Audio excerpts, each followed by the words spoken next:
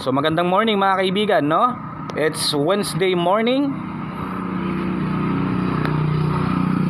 And merong isang tumawag sa atin na administrative assistant ng isang school at magpapaservice daw sila ng printer.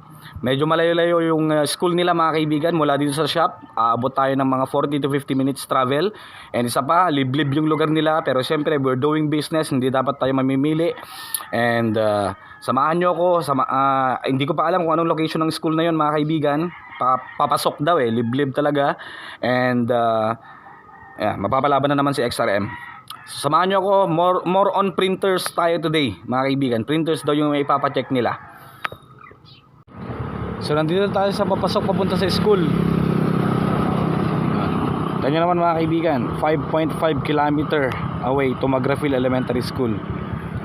So first time ko makapasok dito, kaya samahan nyo ako.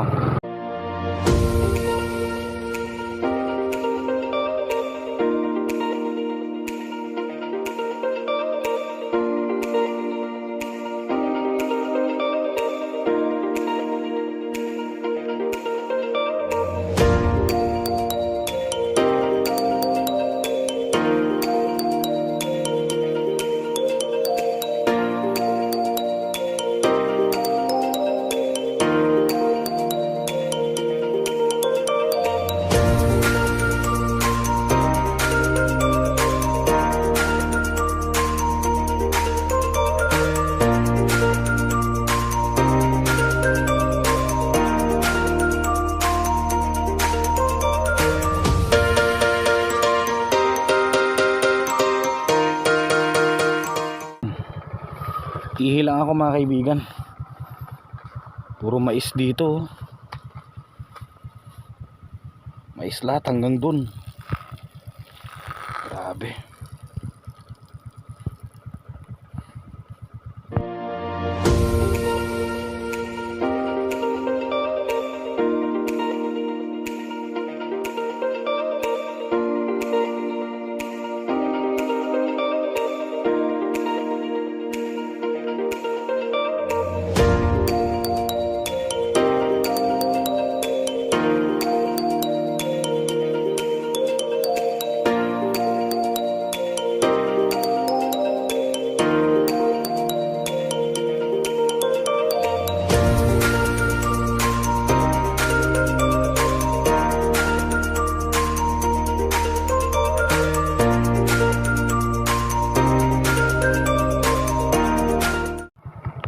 Rough road na. Tama pa ba to? Malayo-layo pa tayo mga kaibigan. Naka 1 kilometro pa lamang tayo. So mamayang nasa school na tayo mag-record. Yan. So nakita nyo naman na yung daan.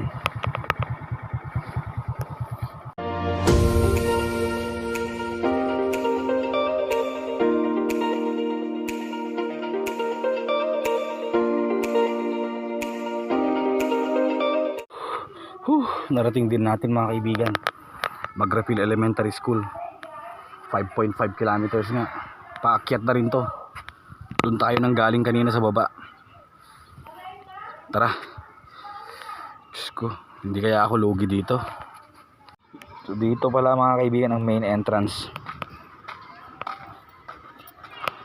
Grabe. So unang chinek nga pala natin mga kaibigan is yung kanilang lumang Epson M200. And pag-alaman ko na hindi nila masyadong gamay gamitin. So ang ginawa lang natin is in-install lang natin yung M200 Epson. Monochrome to mga kaibigan to. Parang black and white lang. In-install lang natin sa computer ng administrative officer ng school. At natanong ko rin sila kung paano nila maintenance. Sabi nila hindi daw nila masyadong gamay ang pag-cleaning ng printer na ito. Mismo sa installation medyo hirap daw sila kasi wala daw CD. Sabi ko naman di na natin kailangan ng CD kasi nga downloadable naman na itong mga printer driver para sa mga ganitong printers mga kaibigan. And almost all printers naman na puro downloadables na yung mga drivers na kakailanganin natin.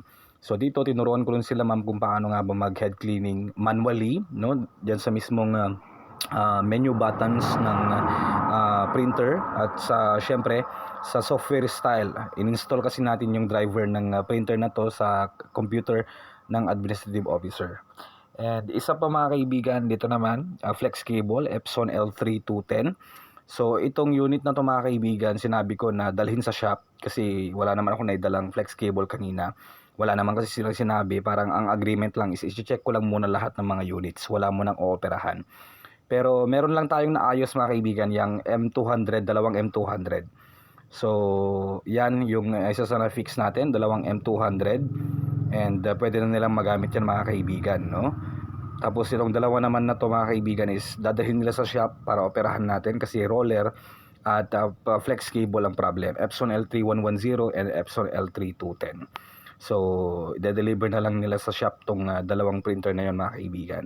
And the rest okay na mga kaibigan, no? Pati yung mga brother dyan kailangan pa ng multiple checkings dyan. So ito yung dalawa na dadalhin sa shop para maoperahan. Yung dalawang M200 aux na. At least meron tayong naayos din, no, na reset up na printer nila na pwede nilang gamitin. Kasi nga syempre kailangan na naman nila for test questions printing, no? Kasi nga exam na day na ata bukas sa kanila or sa Thursday and Friday. So yan. Napakaliblib ng lugar na yan mga kaibigan. Pero ganoon talaga, business is business. So tapos na tayo mga kaibigan. Pauwi na rin tayo. Yung iba dadalhin na lang nila sa shop kasi kailangan ma-diagnose pa yung mga yon. We can't do magic naman. Mamaya pagkalikod natin masira ulit, wala na. So maraming salamat mag-refill LM. No, pero pang pataas dyan mga kaibigan, no?